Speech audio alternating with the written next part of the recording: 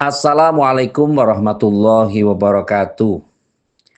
Bismillahirrahmanirrahim. Konsistensi dalam meminta pertolongan kepada Allah Subhanahu wa taala itu sebenarnya dibutuhkan oleh siapa saja. Kalau kita berpikir bagaimana tentang kehidupan ke depan, tentu syaratnya ada dua. Pertama, niat untuk hidup itu sendiri. Yang kedua, untuk mencapai sesuatu harus dengan ikhtiar. Ikhtiar yang paling simpel adalah pertama dengan doa. Setelah kita berdoa, kemudian bagaimana doa itu diimbangi dengan usaha yang baik. Seperti apa? Disesuaikan dengan ranah kemampuannya. Tidak hanya sekedar mau, tapi juga ada kemampuan kondisional. Kadang orang berpikir bahwa ketika orang berdoa, tapi karena Allah lebih sayang kepada dirinya, sehingga tentu doa itu belum dikabulkan secara cash atau secara langsung. Itu membuktikan bahwa manusia harus mempunyai pemikiran-pemikiran yang kuat, terobosan-terobosan yang kuat, pendalaman ilmu. Kaifiatnya adalah bahwa nilai-nilai spiritualistik memang harus dipertajam. Kadang orang hanya berpikir mementingkan kecerdasan intelektual saja, tapi spiritualnya kosong. Sehingga tentu hanya mengandalkan otak saja, mengandalkan kemampuan-kemampuan physically, tetapi jauh dari apa yang disebut dengan ikhtiar secara ubudiyah.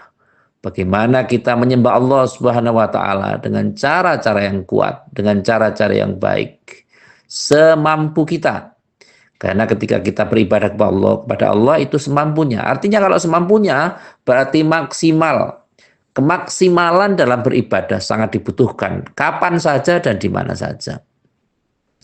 Ya kalau sekarang mampu kita hanya berdoa, ya berdoa saja. Semampu kita seperti apa. Ikhtiar seperlunya yang bisa dilakukan sepanjang habluminanasnya baik. Hubungan berkomunikasi dengan siapapun sesama manusia harus diperbaiki. Pertimbangannya adalah bahwa memang rezeki itu manusia juga berasal dari manusia. Hanya kadang kita tidak tahu dari tangan siapa, kapan, dan bagaimana rezeki itu sampai kepada kita.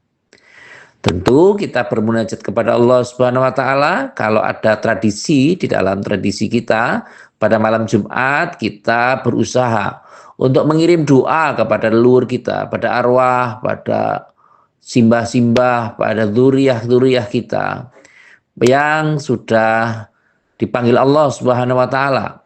Dan di saat yang lain kita mujahadah, bermohon kepada Allah Subhanahu wa taala.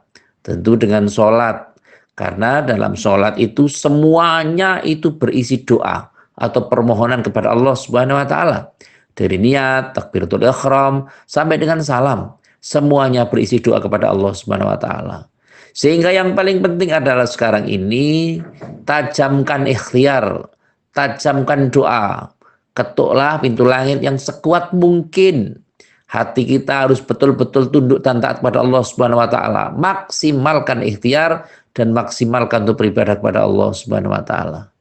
Semoga dengan konsisten, continue dalam berdoa kepada Allah Subhanahu wa taala, melakukan hal-hal yang di luar kebiasaan kita, yang semakin mendekatkan diri pada Allah Subhanahu wa taala, insya Allah Allah akan memberikan yang terbaik kepada kita. Semoga di bulan Shafar ini kita diberikan kekuatan, diberikan progresivitas dalam beribadah secara real dan kuat untuk menerima ujian, untuk bisa bersyukur pada Allah Subhanahu wa taala. Sebab kebutuhan-kebutuhan kita akan dicukupkan oleh Allah Subhanahu wa taala dari arah yang mana saja, dari siapa saja, dan dari sisi yang mana saja. Amin, Allahumma amin. Terima kasih kepada semua pihak yang telah membantu terselenggaranya acara ini. Semoga hadirnya konten ini bisa memberikan manfaat pada kita semua. Dan saya ucapkan terima kasih kepada teman-teman yang sudah like, komen, dan subscribe, serta share. Semoga apapun yang kita kerjakan untuk kebaikan, senantiasa mendapat ridho dari Allah Subhanahu wa Ta'ala.